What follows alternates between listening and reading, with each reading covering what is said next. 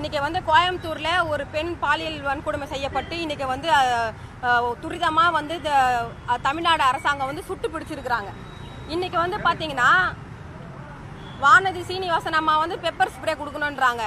இன்னொரு அம்மா தமிழிசை சவுந்தரராஜன் அம்மா அவங்க என்ன சொல்றாங்கன்னு பாத்தீங்கன்னா எங்களுக்கு துப்பாக்கி கொடுக்கணும், நாங்க துப்பாக்கியை நாங்க சுட ஆரம்பிக்க போறோம் அப்படின்னு சொல்றாங்க. நான் வேணா தமிழிசை சவுந்தரராஜன் அம்மாவுக்கு நானே துப்பாக்கி வழங்குறேன். எவ்வளவு துப்பாக்கி வேணும் உங்க பிஜேபியில இருக்கக்கூடிய மகளிர் அணிக்கு நானே வழங்குறேன். நான் மாண்புமிகு முதலமைச்சர் அவர்கிட்ட வந்து பர்சனலா நான் வந்து அவரை பார்த்து அதாவது பெண்களுக்கு பாதுகாப்பு வேணும்னு தமிழிசை சவுந்தரராஜன் அம்மா சொல்றாங்க. அதனால உடனடியா பாஜக இருக்கக்கூடிய மகளிர் அணிக்கு மட்டும் நீங்க வந்து எனக்கு துப்பாக்கி வழங்குங்கன்னு நான் ஐயா கிட்ட போய் நான் முறையிட்டு நான் வாங்கி கொடுக்குறேன்.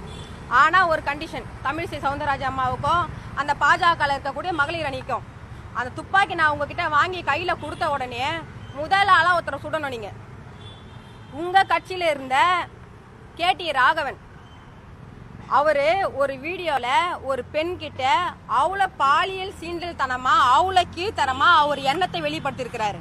அப்ப உங்க கட்சியில ஒரு பாலியல் ஜல்சா பார்ட்டி இருக்கிறான், அது கேடி ராகவன்.